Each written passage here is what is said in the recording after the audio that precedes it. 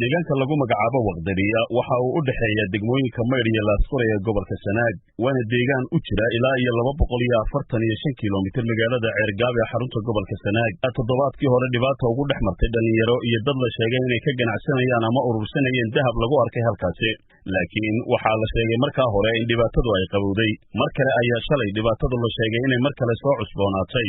Deegaanku waa mid buuralaya waana adag tahay in lagu helo khadka telefoonka dadka deegaankaasi jooga ee dhibaatadu ay u dhaxayso ama dadka kale ee ka agdhow. Qaar ka mid ah odayaasha deegaanka oo aan la xidhiidhay ayaa khadka telefoonka igu warramay, waxaana ugu horreyn weydiiyey magaciisa.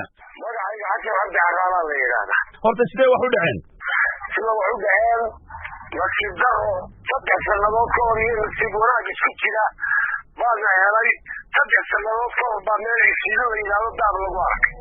Shaqo Soomaaliyeed baa isugu yimid kamaan waaliga waxaanu gurto wixii ilaahay nasiibkaaga dhigo yeel iyadoo la degan yahay oo isiidada la iska faranayo ayaa baahida wada wabdeeyo waxa uu ka deegnaan roobkii daabto taariikhdu la kulmayo qayl afka ku dhisayo wax alla wixii ilaa ma joogay buu ka soo kacay waa la kacay dad ilaa boqol halkaa tegey waxa ugu badan jooga waxa weeye reer ka maqarin ma jiro horta bakiyeena waa joogtaa halka markaa baa ka dhacday qoladii deegaanka ay lagu soo duulay moodeen duulimaad ma ay wuxuu dacdoon buu ahaa dabeed taasiirad baa dhacday nin muusas ku dhacday xabadaas saddexna waa ku dhaawacantay haye halka markii ay joogtay shalay kala baadana wax dhaceen baa la yidhi halkaana waxa la yidhi inna waa ku dhintay gaarideena fara waa la kala habsaday xagga kale ee dhinacan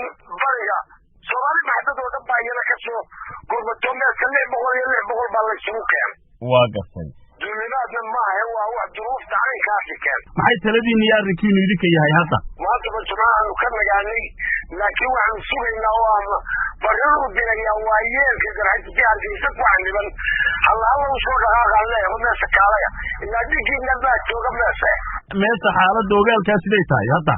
waa degan tahay anagu wixii darafka iyaga ah waa la hadalay waxaanu daadlay lama husaye idinku halkiina daabka inna ilaahay kuma duuli kartaan amarkaasaanu ku bixinay sidaasaan u fahmay fariin iga qaad aan u dirayo reeraha meesha yaalla inay u fahmaan in wixii dhacay waa la kala guranayaa dhulna layskuma hayo daab xoolaadna layskuma haye daab baa la doonaya nasuga annaga idin kala gurayna wax marka waxaad leedahay baaqaagu waxa weeye wax tallaabaaha qaadina labada dhinac midowna hala u fahmina laba beelood oo isku soo duulay maaha waa laba dahablo oo isku duulay waa laba dahablo oo aan midna qola lahayn.